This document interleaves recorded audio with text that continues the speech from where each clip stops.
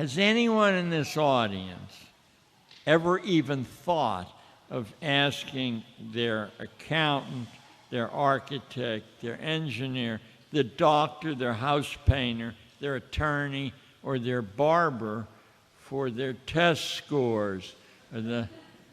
But wait a minute, if these are actually important measures of ability, why not? Shouldn't you demand that every classroom and administrative office in Australia post the test scores of the paid employees within? Don't your kids deserve this protection?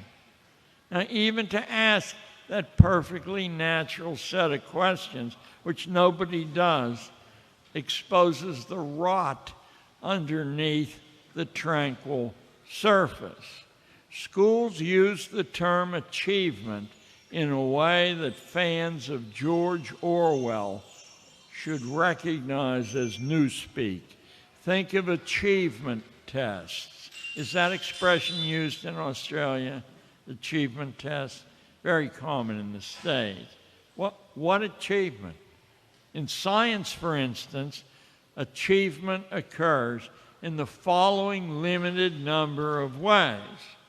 It occurs when you discover something. It occurs when you amend somebody else's discovery. It occurs when you expose what was thought to be true as false or thought to be false as true. And finally, it occurs when you waste a significant amount of your time following a dead end, but keeping careful records about your failure so somebody else doesn't have to waste time on the same dead end. Outside of those four categories, there is no achievement. Achievement tests are a scam, and the same performance demands can be constructed for every subject area, and in none except by accident is achievement ever measured. Sports teams have achievements and failures, but social studies classes never. School science is not science. It's a form of received religion under a different name. Use your head. How could you maintain a stable society if you had millions of people running around discovering the secrets of nature or learning how power actually works? In 5 minutes, actually in about 90 seconds, I could teach you how to build the very bomb which ruined the London subways a few years back. The material is on open shelves in every hardware store in Australia, and it costs less than $100. You see what I mean? Shall I do it? Would you like to know how to make that bomb?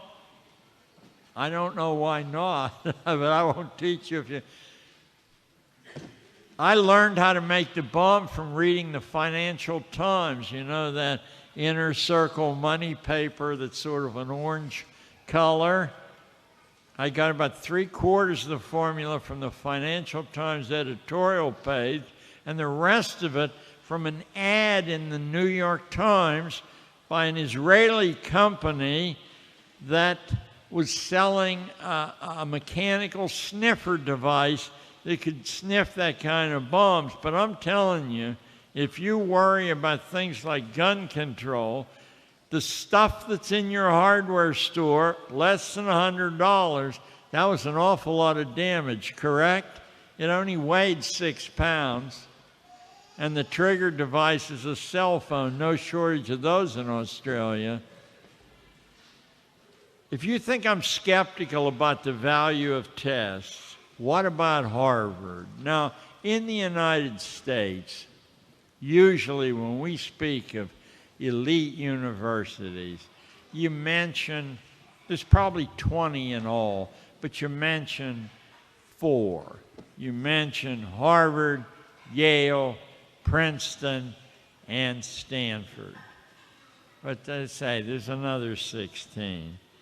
In 2006, that was last year, Harvard turned down 1,100 applicants with perfect standardized test scores.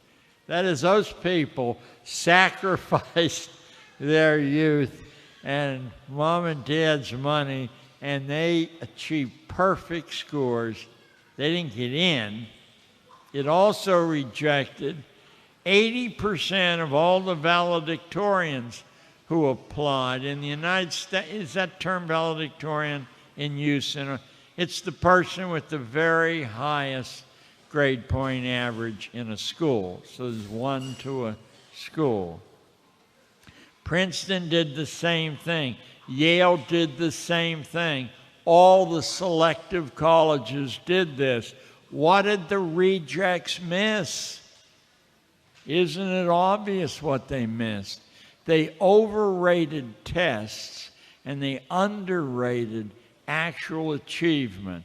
A spokeswoman for Caltech, which next to MIT is the premier tech school in the United States, said this. She said, successful applicants create a new computer system for the high school, or they take a tractor apart and put it back together again all by themselves. You sort of see how the big-time power game is played.